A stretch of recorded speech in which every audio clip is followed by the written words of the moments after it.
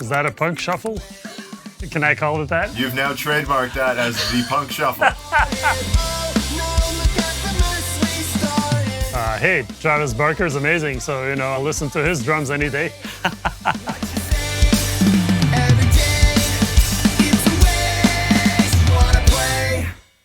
All right, so we're gonna give you a song, and it has the drums in there, and we want to film your process of learning as close as possible the original drum part. This is gonna be Bleed by Meshuggah. I can feel it coming up. It's not Bleed, but that's a good idea, so we could change it if you want. That's another one of those where I might just, like, you know, sneak out, like, Plot twist. I think we had Dirk Thomas here, is but... in the corner. Yeah. We're gonna give you a new song off the Blink-182 album that's coming out. You can take as many listens, you can chart it out. We want to film your process as you would in the studio or for a session or whatever. So hey, Travis Barker's amazing, so, you know, I'll listen to his drums any day. All right, let's do it. I ain't that cool, a little in the head. They'll be hanging me quick when I'm back from the dead. Get the rope, get the rope, get the rope, get the rope. They say you're not safe here if I stay with a knife that's sharp. No way, no, I leave the broken hearted. Oh no, look at the mess we started. Oh no, I leave the broken hearts this way. What you say? You wanna play? Cool. This one I'm not gonna do in one listen. I need to get a few more details down. But yeah, that's cool. I love the groovy triplet drum beat there. That's is that a punk shuffle? Is that what can I call it that? You've now trademarked that as the punk shuffle. It's great. Like, I love the fills. I love it's a very catchy chorus, very catchy melody, nice song construction. Yeah, future hit. Usually what I do when I start is I start with the structure. If it's especially in a sitting like this where I do like full listens through, I'll start with just mostly getting the amount of bars, what's the intro, what's the verse, what's the chorus, etc., etc. Of course, you can get really detailed with that and do 20 listens, but in this case, we're not going to do that because we'll still be here in 4 days, so. Yeah, let's hear it again. No, I leave the broken hearted. Oh no, look at the mess we started. Oh no, I leave the broken hearts this way. What you say every day? It's a waste. You wanna play? So now I got a little bit more of the drums down, mostly completed, like kind of my few little issues I still had with the structure, like just little bits that I wasn't perfectly sure about. And then now I wrote down kind of some very sloppy, messy drums. But yeah, to kind of have an idea, you know, so. Nice. And do you typically do this where you make all your notes first before you even play anything? Or do you ever kind of mix where you get half a chart, try playing through it, and then finish the chart? No, I usually do the notes, complete that. Obviously, if it's like, you know, something complex, then I will probably learn bits of the song and then assemble them. In this case, you know, and it's a fairly straightforward song that doesn't have any like major tempo changes or any major like super technical parts or whatever, I'll just basically sit down, play the song, and try to follow along, which I'm gonna do now. So you'll see how good or bad I fare, but. But yeah, no, it's again, you know, it's like about efficiency. I remember when I did this with the Megadeth songs, they gave me, I think, 18 songs to learn when I first was contacted by the band.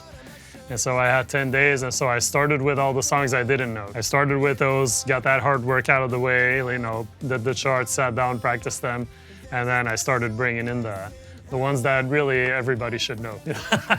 All right, you want to give it a shot? Yeah, let's do it. Okay, here it is.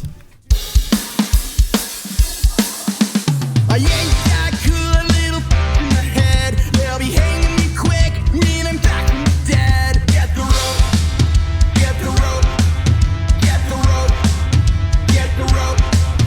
I'm a punk rock kid, I came from hell with a curse. She tried to pray it away, so I her in church. Don't you know?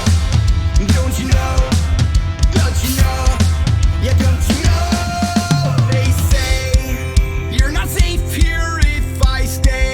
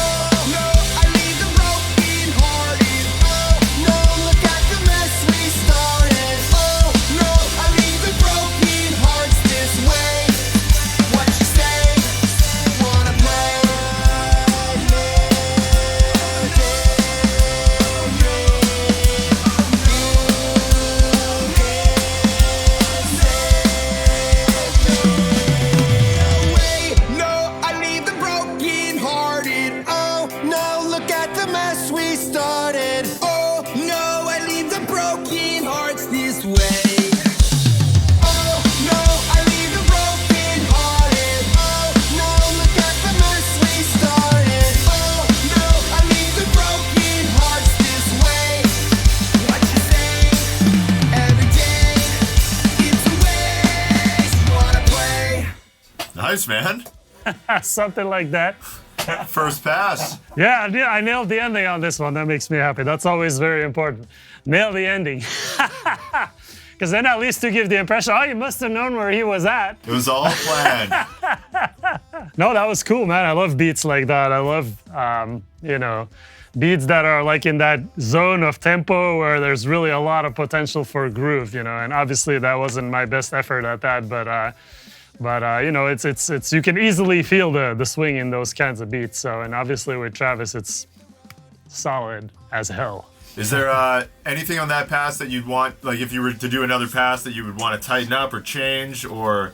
Yeah, I mean, if I were in the studio and doing this for real, I am in the studio, but if I were actually recording this song, what I would do is like I would start like this and then, slowly feel out my way on certain parts to see what would work and what would could be different or better. A lot of times I'll talk with the producer too and be like, hey, what do you think about this part? Or do you have any ideas for this? Sometimes I'm just like, I don't have a specific idea. Do you think this is cool what I'm doing? Or should I try something with the open hat or on the right or whatever? And just kind of go through it and do a bunch of takes, more or less. Sometimes it's 3, sometimes it's 12 or, whatever it takes really. But it's this process of like just kind of sinking into the music and seeing what it brings. And I feel when you hear a song, multiple times in a row like that, it really kind of opens up for me. Like I start being like, okay, this works. And, you start piecing it together in a way. So this by no means would be a final take. But it would be like a starting point from where to like build, what it would be. And I like playing full takes when I can. For example, for the new Megadeth album, The Sick, the Dying, and the Dead, I did full takes on a lot of the songs, And the way I approach drums is I try to kind of tell a story that evolves throughout the song, And especially with this kind of music where, like this song, for example, Blink-182, it's very like, there's a clear verse and a chorus and a break. So you can build things up over time. You're not going to start with your most flashy fill right in the beginning of the song, but as the song goes on, for example, if the chorus comes back a third time, like in this case, you can do more stuff and it will make sense to do more stuff because by that time, people have heard it a few times and so you can go a bit more crazy. All right, so that was my take on Blink-182's new song, Edging. And if you want to play it yourself, you can click on the Drumeo link below and we'll have the transcription and the drumless track there for you so you can create your own version. I hope you enjoyed my take on it. Thank you for listening and watching.